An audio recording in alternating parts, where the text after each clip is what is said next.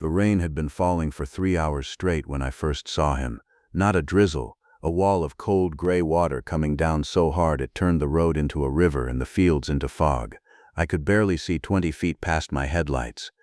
I was exhausted. My coffee had gone cold an hour ago, and I was doing what I always do on nights like that, just driving, pushing forward because stopping felt worse. And then something moved at the edge of the light. I almost missed him completely. Just a small shape beside the road, soaking wet, sitting perfectly still in the middle of all that chaos, like he'd decided the rain wasn't worth reacting to, like he'd been waiting there long enough that the storm had just become background noise. I slowed the van, pulled to the shoulder, sat there watching him through the water-streaked windshield. He didn't run, didn't flinch, just stared directly back at me with these flat, pale eyes that didn't look quite right for a stray cat. Something about the shape of his face, the thickness of his fur, plastered flat against his body in the rain, the way he was just sitting there, unafraid in a way that felt less like bravery and more like exhaustion. I told myself I'd just check, make sure he was okay, maybe leave some food. I had no idea what I was walking toward. My name is Lena. I'm 34 years old. I live in a camper van, and about 2 years ago I made the decision that a lot of people think sounds romantic until they actually try it. I sold most of what I owned. Left the apartment, left the career, left the version of myself that had spent 6 years grinding through a marketing job in the city and slowly coming apart at the seams. I bought a used cargo van, built it out over 4 months, and started driving. Remote roads, high desert, mountain passes, coastlines nobody visits in November. I told myself I was free, and in most ways, I was, but freedom and loneliness share a lot of the same roads, and on nights like that one, parked in the rain somewhere in the middle of a grassland that didn't appear on half the maps I'd downloaded. The van felt very small and very quiet, until it didn't. I grabbed my rain jacket and stepped outside. The cold hit me immediately, that specific kind of damp cold that goes straight through fabric and settles into your bones. The rain was loud on the van roof, loud on the road, loud on everything. I took maybe 10 steps toward the shape in the grass, and the shape hissed at me. Not a small sound, not the warning hiss of a startled house cat. Something deeper, something that came from further down in the chest.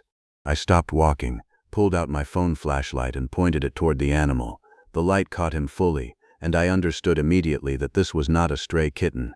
The face was flat and round, framed by thick fur that stuck out sideways even soaked with rain. Ears low and wide on the sides of his head, not pointed upward. Enormous paws for a body that size. Eyes that reflected the flashlight in a color I'd never seen in a domestic cat. Pale gold, almost white, with pupils that narrowed into thin lines as he stared at me. I'd seen a photo of one of these exactly once, in a wildlife article I'd scrolled past months ago. A Pallas's cat, a wild one, and he was sitting in a ditch in the pouring rain, staring at me like I was the strange one for being surprised. I backed away slowly, left a small pile of food from the van, some dried meat, a tin of fish, and retreated to give him space. Wildlife people always say that. Give them space, don't crowd them, let them choose. So I stood by the van door and waited. He watched the food for a long moment. Then he looked at me. Then he walked forward, not toward the food, toward me, not cautiously, not with the sideways, low to the ground movement of an animal testing its escape routes, directly, through the rain, like he'd already made a decision and was simply acting on it. I didn't move. He stopped about 2 feet away and looked up at me with those pale eyes. Then he walked past me and sat down next to the van door and waited. I told myself I'd let him dry off inside for an hour, just until the rain eased. Then I'd leave food nearby and continue driving. That was the plan. I opened the side door. He was inside before I'd finished pulling it open. He went straight to the heater vent near the floor, curled into a shape approximately the size of a loaf of bread, and closed his eyes, like he'd done it his entire life. I sat on the edge of the bed and looked at him for a long time. He was thin beneath all that fur, really thin, and once he'd settled near the warmth and his fur began to dry slightly, I could see things I hadn't noticed in the rain. A place along his left side where the fur didn't grow back the same, old marks along one paw pad, the kind that come from cuts that healed without care, the faint ridge of ribs when he breathed. This animal hadn't just been caught in one bad storm. Whatever had happened to him had been happening for a while. I reached toward him slowly. He opened one eye, let out a sound that was somewhere between a warning and a sigh. I pulled my hand back. We sat like that for a long time, rain hammering the roof, the heater ticking quietly. This wild, strange, battered little creature slowly letting the warmth reach him. I named him Bandit that night, mostly because he'd stolen my parking spot, my heater, and apparently my entire evening without asking once. But here's the part I didn't understand yet.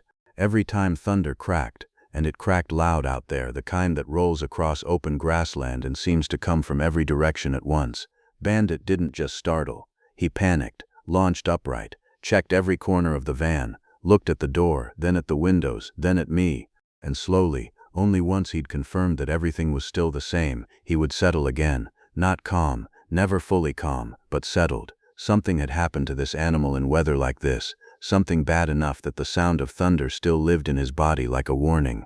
I didn't know what yet.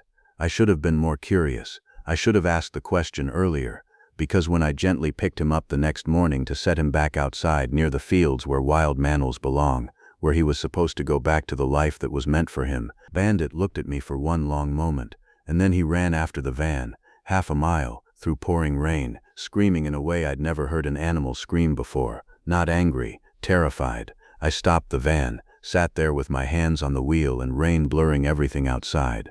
I didn't know what to do. I didn't know what he'd survived to end up beside that road. I didn't know what I was supposed to do with a wild Pallas's cat who apparently refused to be left behind. I opened the door, and Bandit jumped into the driver's seat, turned to face forward, and stared out the windshield like he was ready to go, like the decision had already been made, and he'd just been waiting for me to catch up. I told myself it was temporary. That's what I kept saying those first few days, temporary. Just until I could find someone who knew what to do with a wild Pallas's cat who'd decided a camper van was his permanent residence, a wildlife rehabilitator, a sanctuary, someone with actual credentials and an actual plan. I made calls, left messages, sent emails with photos attached. And while I waited for answers, Bandit rearranged my entire life. It started with the sink. I woke up the second morning to find him curled inside the small stainless basin beside the kitchen area, eyes closed, tail wrapped neatly around his body like he'd measured the space in advance and determined it was acceptable. My water bottle was on the floor. My dish towel had been pulled down and was serving as his mattress. He opened one eye when I leaned over to look at him, then closed it again. I stood there in the gray morning light, coffee unmade, staring at a wild Pallas's cat sleeping in my sink, and for the first time in a long time, I laughed. Not a polite laugh, not the kind you perform for a camera, something that came up from somewhere I'd forgotten about, loud and a little undignified and completely real. Bandit didn't react. He was already asleep again. The next few days were something I still don't have the right words for. He learned the van faster than I expected, faster than made sense for an animal who'd spent his life in open grassland with no walls and no routines. Within 48 hours he understood the layout of every corner, which cabinet doors made noise when they opened, where the warmest spot shifted as the sun moved across the windows throughout the day. He had opinions about all of it. The passenger seat was his during drives, non-negotiable. He would sit upright, thick fur slightly flattened by the seatbelt I eventually learned to buckle across his lap just to stop him climbing onto my shoulder, and watch the road ahead with an expression of such serious authority that I started narrating the journey to him like he was reviewing it. Coming up on a gas station, he would look, assess, say nothing. Seems fine, I'd say for him. He never disagreed, but some things about him stayed completely, unmistakably wild. He didn't meow, not once. The sounds he made were things I had no reference for, low churring noises, sudden sharp screams that startled me every time even after weeks of them. A quiet clicking sound he made when he was watching birds through the windshield that I later read was a hunting instinct he had no way to turn off. He stalked everything, my boots, my camera equipment, a plastic bag that drifted across a campsite once and sent him into a full predatory crouch for nearly 10 minutes. He'd go completely motionless, pupils expanding until his eyes were almost fully dark, and then explode into movement with a speed that didn't seem possible for something his size. He destroyed one of my wireless microphones. I have no idea why he chose that specific one. I ordered a replacement and filmed him investigating the package when it arrived. That video got 400,000 views. It happened slowly, the way most real things do. I started posting short clips. Just moments. Bandit stealing a corner of my blanket. Bandit pressing his flat face against the window to watch rain. Bandit sitting in the driver's seat staring at me with profound judgment when I missed a turn. I wasn't trying to build anything. I was just sharing what was happening because what was happening was so strange and so unexpectedly tender that keeping it to myself felt wrong. People responded in a way I wasn't prepared for. Not just views, messages, long ones.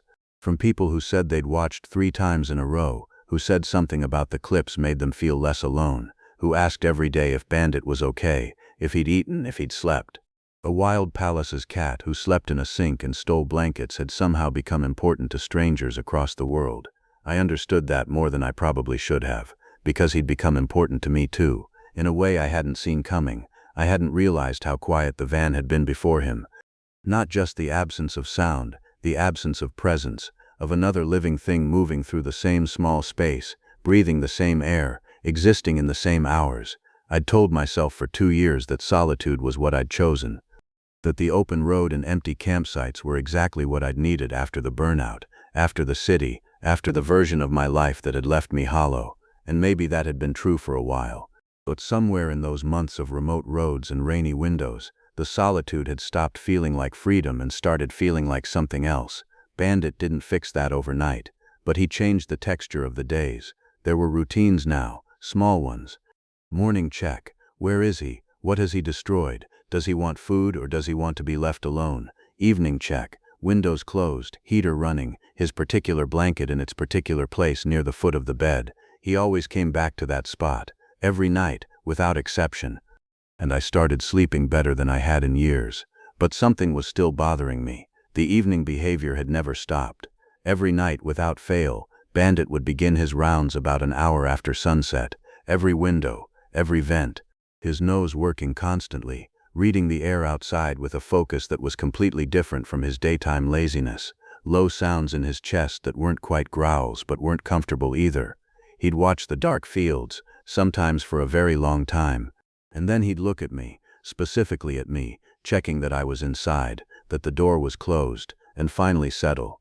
I thought it was just instinct, nocturnal alertness, something hardwired into his species from 10,000 years of surviving an open-steppe country where things bigger than you moved through the grass at night. I thought I understood it. I was wrong. We were parked near a cluster of low cliffs, about 2 miles off a gravel road that didn't have a name on any map I owned. It was a good site, sheltered from wind, a creek nearby. I'd been there 2 nights already and planned to stay through the week to finish editing a backlog of footage.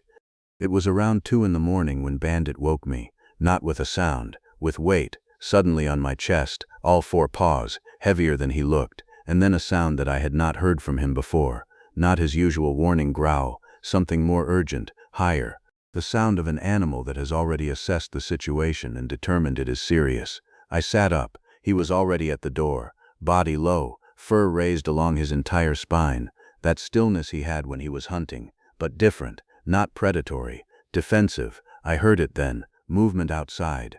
Not wind, something deliberate, heavy, shifting through the brush around the van. More than one thing. I turned on the exterior light and counted 4 coyotes at the edge of the campsite, a 5th appearing from behind the rear of the van a moment later. Bandit positioned himself in front of the door. I need you to understand what that means physically. He weighed maybe 9 pounds. The coyotes outside were 20, 25 each, moving with the loose confidence of animals that had done this before. He was a fraction of their size. He stood in front of that door and did not move. His whole body was shaking, not with fear that made him retreat, with fear that he had decided to stand inside of and hold his ground anyway. He screamed at them. That full-throated Palace's cat scream that seems too large for the animal it comes from. Once, twice, sustained and furious and completely committed. I don't know if it was the sound, or the exterior light, or simply that the van itself made the campsite not worth the effort. The coyotes left. Slowly, unhurried, the way confident animals always leave, but they left, and Bandit held his position for another 20 minutes after the last sound faded, shaking the entire time, not moving. I sat on the floor beside him, didn't touch him, he wouldn't have wanted that, just sat close. And sometime in those long quiet minutes after the danger had passed, something rearranged itself in my understanding of him.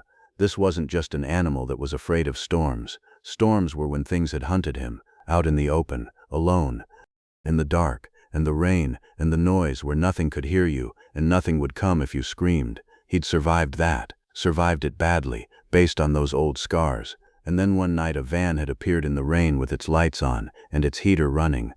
And for whatever reason, exhaustion, desperation, something I'll never fully understand, he'd decided it was safe. He hadn't just attached himself to the van, he'd attached himself to the idea of not being alone in the dark anymore. The wildlife officer called on a Tuesday, 3 weeks after the coyote night.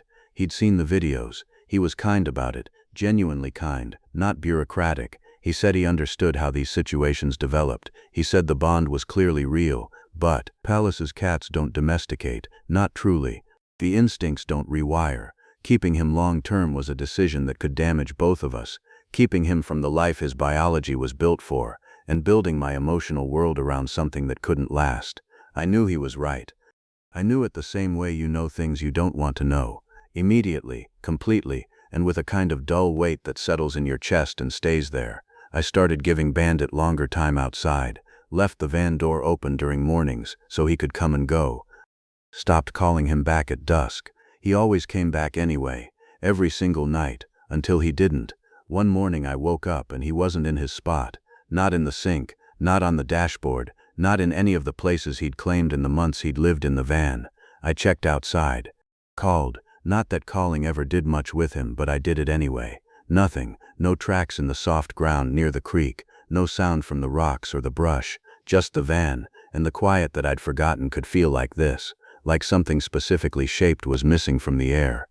I sat in the driver's seat for a long time that morning. His blanket was still folded at the foot of the bed. The food bowl I'd stopped bothering to put away sat empty near the heater vent. Outside, the grassland stretched away in every direction, wild and indifferent and exactly as it had been before any of this happened. I told myself this was right, this was what was supposed to happen. I told myself that until I almost believed it, and then I started the van, and drove, and tried not to notice how quiet the passenger seat was.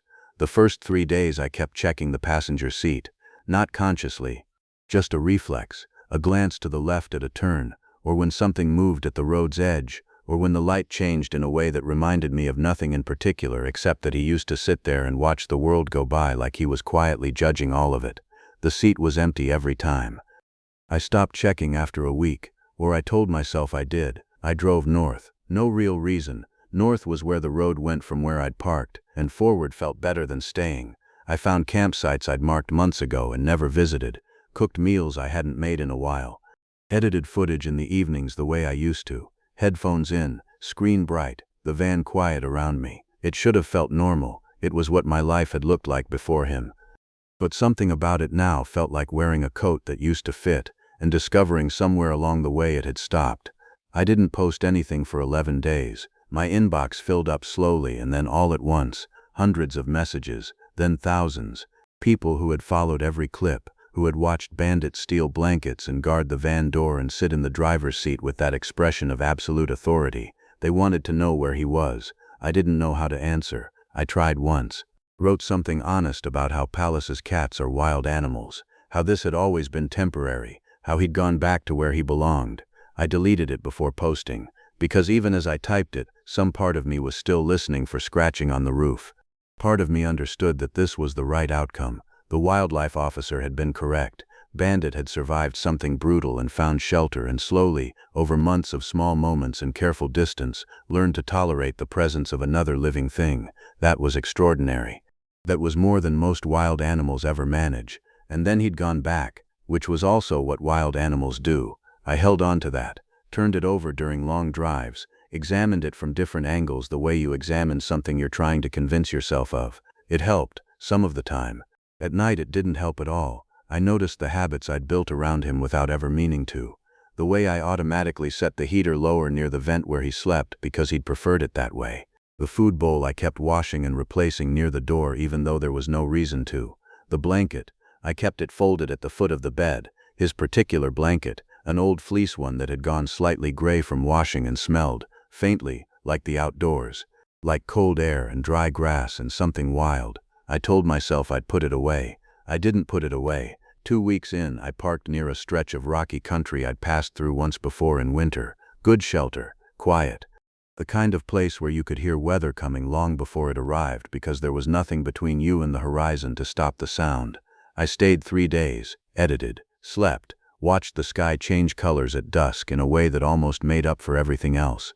On the 3rd evening it started raining, not the violent storm kind, the slow kind, steady and gray, the kind that settles in for the night and makes everything soft and indistinct. I made tea, sat by the window, watched the rain come down on the rocks outside, and thought about nothing in particular, and then I heard something on the roof. I went completely still. It was probably nothing, a branch, a bird settling for the night. The particular way rain sounds different on different surfaces and sometimes tricks you into hearing patterns that aren't there. I sat very still and listened. There it was again, something small, deliberate, moving from the rear of the van roof toward the front. The sound stopped directly above the windshield, and then, so familiar that my whole chest tightened around it, a scream, not a large sound, not the urgent building scream he'd used the night with the coyotes, or the furious one he'd aimed at me through the windshield in the rain all those months ago. This was the smaller one, the one he made when he was annoyed. When dinner was late, or I'd moved something he'd decided was his, or I'd taken too long to open the door when he wanted inside, impatient, almost irritated, like he'd been waiting out there a reasonable amount of time already and couldn't believe he had to ask twice. I opened the door. He dropped from the roof to the step to the floor in 3 quick movements and walked straight to the heater vent without looking at me, soaking wet, fur flattened, rain still running off his tail in small drops that darkened the floor where he walked. He shook himself once, a full-body shudder that sent water in every direction, and then curled into his shape near the vent and exhaled, a long, slow breath that sounded like something releasing. I stood in the open doorway with rain falling on my shoulders and stared at him. He looked up at me with those pale gold eyes, then closed them. Come inside, he wasn't saying, because he never said anything that directly, but I came inside and closed the door. He was different, not in ways you'd necessarily notice right away. He was still small, still built like something designed for open country rather than kitchen cabinets, still had the flat face and the wide-set ears and the expression of general disdain that had become the most familiar face in my daily life. But something in the quality of how he held himself had changed. In the van, before, there had always been a kind of low-level tension in him, even in his most relaxed moments, curled in the sink, sprawled across my bed. There was something beneath the surface that never quite fully settled. A readiness, the hair-trigger alertness of an animal that had learned not to trust calm completely, because calm could end. That was still there, but it was quieter now, underneath rather than on top. He moved through the van with a different kind of confidence. Less like an animal assessing for threats, and more like one who has decided, after considerable evaluation, that it already knows what's here. Whatever had happened in those 3 weeks, it had been hard, and he'd come out the other side of it, carrying himself differently. I fed him. He ate without the frantic edge he sometimes had before, the way he used to position himself over the bowl like something might still take it. He ate steadily, finished, sat back and cleaned his face with one paw in the methodical way he had, working from his nose outward in careful repetitions. I watched him and didn't say anything. There wasn't anything to say. He was here, that was the fact of it. But then something strange happened. He didn't settle for the night the way he usually did. He went to the door, looked at me, went back to the door. I'd learned enough of his particular language by then to recognize the difference between "I want out" and "come with me." The first was impatient, aimed at the door handle. The second involved looking at me specifically, deliberately. He was looking at me. I put on my rain jacket. It was fully dark by then, the rain still steady, the rocky country around the van reduced to gray shapes and the sound of water moving over stone. I had my flashlight. Bandit moved ahead of me into the dark without hesitation, a low shape weaving between rocks, pausing occasionally to check that I was still following. He led me about 40 meters from the van, to a cluster of large flat rocks where the cliff face created a natural overhang, sheltered from the rain, a space maybe 2 meters wide, dry inside, with a low entrance that you'd have to crouch to pass through. Bandit stopped at the entrance, turned to look at me, and made a sound I hadn't heard before, not a warning, not a scream, something quieter, almost careful. I crouched down and pointed the flashlight inside. 2 small faces looked back at me, round, flat-featured, eyes catching the flashlight and holding it in that same pale gold way his did. Fur thick and slightly ridiculous, the way very young animals always look slightly ridiculous, like they haven't grown into what they're going to be yet. They were pressed together against the back of the overhang, watching me with wide, unblinking eyes, not panicked, not fleeing, just watching, waiting to see what I was going to do. I looked at them for a long time, then I looked at Bandit. He was sitting between me and the overhang, not blocking me from them, positioned between us, facing me, watching my reaction. He had brought me here. He had led me specifically to this place, in the dark, in the rain, and showed me the two most important things in his life. I don't know how to explain what that felt like. I've tried a few times in the months since, talking to the camera, or just sitting quietly trying to find the right words for it. The closest I can get is this: it felt like being trusted with something that mattered more than anything, by an animal that had every reason never to trust anything again. I backed away slowly, gave them space. Bandit sat at the entrance to the overhang and watched me retreat toward the van. I went inside, left the door open, the heater running, the light on low. About an hour later I heard him come back in. He settled at the foot of the bed, and this time when he exhaled, that long, slow breath, it sounded different from every time before. It sounded like enough. The weeks that followed were not quiet. Two Pallas's kittens learning that the van existed was, it turned out, a significant event in terms of what remained intact and functional inside it. Bandit supervised. That was what he did. Sat on the dashboard with the specific expression of a manager who has seen this all before and is choosing not to intervene, while his kittens systematically investigated every object at floor level, knocked over anything that could be knocked over, engaged in what appeared to be synchronized sprinting across every surface including my laptop. The van, already small, became something between a wildlife sanctuary and a very disorganized family home. I would have complained about it, except I was smiling too much for the complaints to land properly. They didn't come every day. Some mornings I'd wake up and Bandit's spot was empty. Some evenings I'd hear all three of them on the roof, and then only Bandit would come inside. They had their rhythms, the wild ones that I was only ever seeing the edges of, but they kept coming back, every few days. The kittens growing visibly, the way young animals do, almost measurably different each time, filling out, moving with more confidence, less of the wide-eyed uncertainty of very young things. One of them figured out the heater vent. After that there was no going back.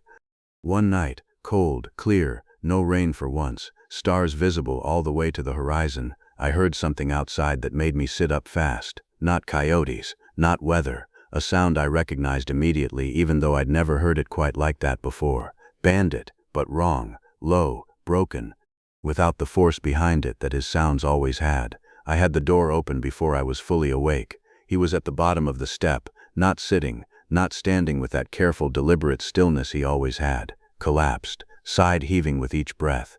One rear leg held at an angle that was wrong, blood dark on the pale fur of his shoulder, visible even in low light. The kittens were 10 feet back, side by side, watching, not approaching, just watching, waiting. I lifted him as carefully as I could.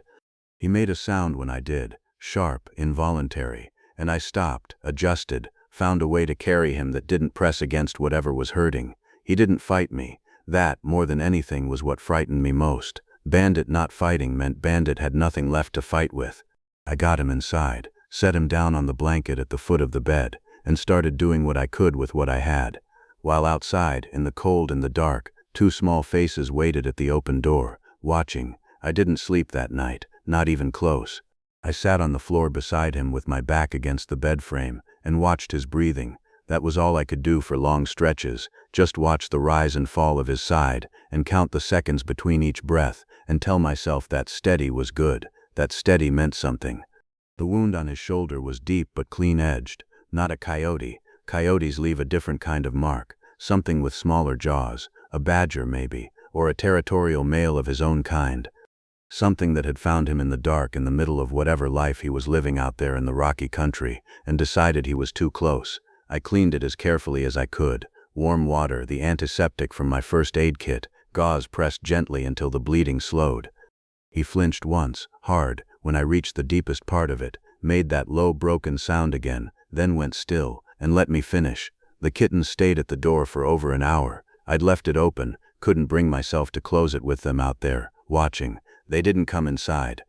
Just sat at the threshold in the cold, side by side, their breath making small clouds in the night air, Eventually, I put food near the step. One of them crept forward, ate quickly, retreated. The other didn't move until the first one came back. Then they both disappeared into the dark. But I heard them settle on the roof not long after, small weight shifting, then stillness, keeping their own kind of watch. Bandit's breathing steadied around 2 in the morning. I noticed it the way you notice a sound stopping, not immediately, but in the sudden awareness of an absence of tension you'd been holding without realizing. His side moved more slowly, more evenly. The faint tremor that had been running through him since I'd carried him inside gradually softened, and then wasn't there anymore. He was asleep. Actually asleep, not the shallow half-alert rest he usually managed, the real kind, deep and unreachable. I pulled the blanket up around him without touching the shoulder, sat back against the bed frame, and let myself shake for a little while, quietly, with my knees pulled up and my forehead resting on them. I hadn't let myself do that while I was working, couldn't afford to. But now, in the stillness, with him breathing steadily 6 inches away, everything I'd been holding back since I'd heard that wrong sound outside came up all at once. Not grief, not quite, just the particular terror of how close things can come to going differently. I thought about the road where I'd first seen him, that soaking wet shape in the rain, sitting perfectly still at the edge of my headlights like he'd been waiting specifically for something to come along, though he couldn't possibly have known what. I thought about the way he'd walked past the food and sat down next to the van door instead, the way he'd jumped into the driver's seat the second morning and stared out the windshield like the route was already decided. Every version of him I'd known, the furious, hissing thing in the rain, the dictator of the sink, the small, shaking body standing between me and the coyotes, the one who'd led me through the dark to show me his kittens. All of it felt present in the van that night, layered on top of each other.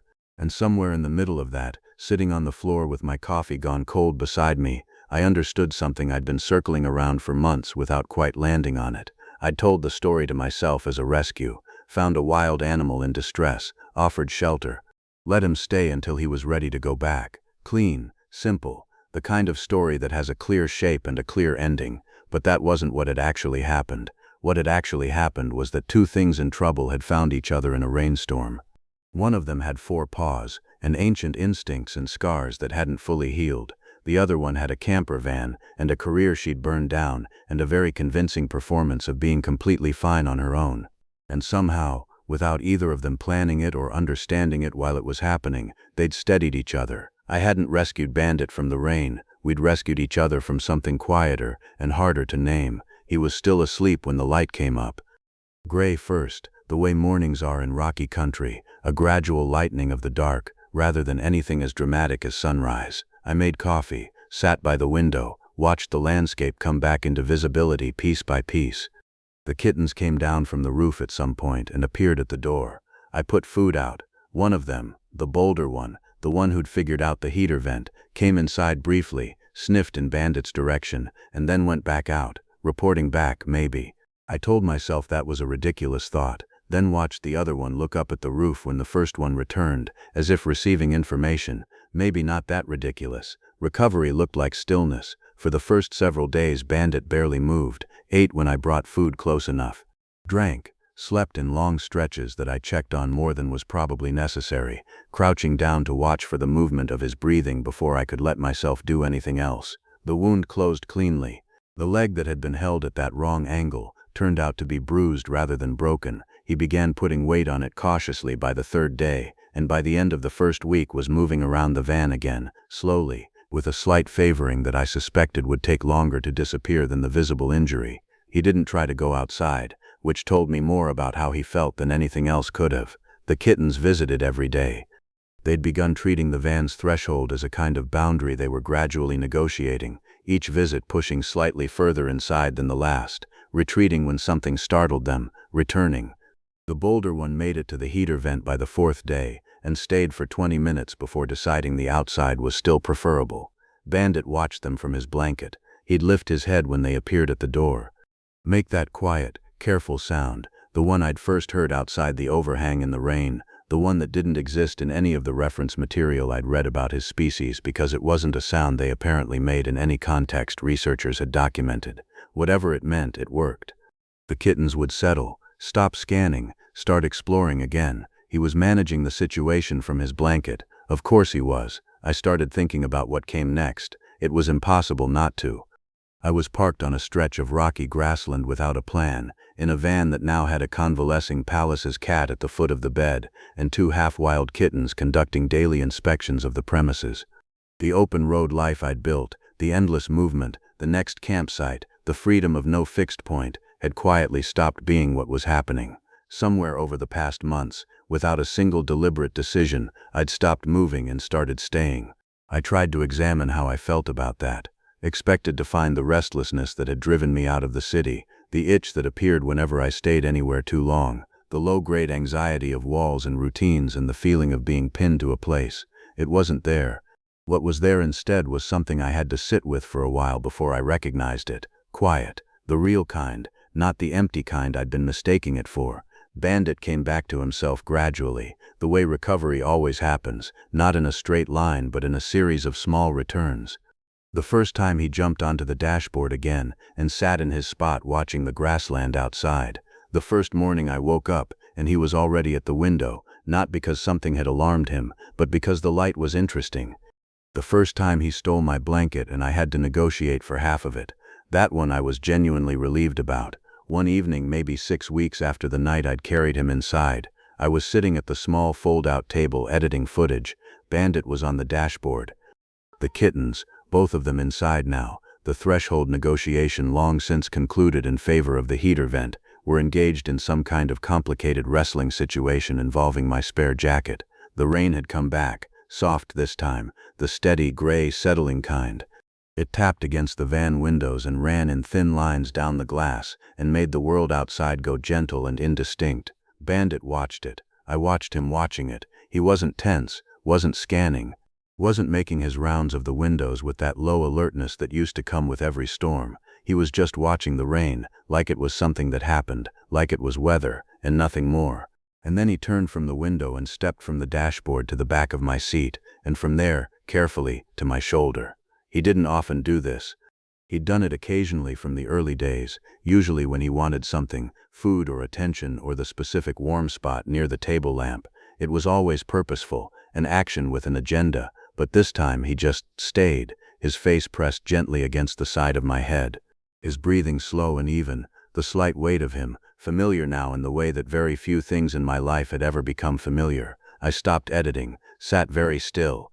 Outside the rain came down on the rocky grassland and the van windows, and the roof where the kittens had slept for 3 weeks keeping watch. Inside it was warm. I've tried to explain to people, in the months since, what the life looks like now. It's not a simple picture.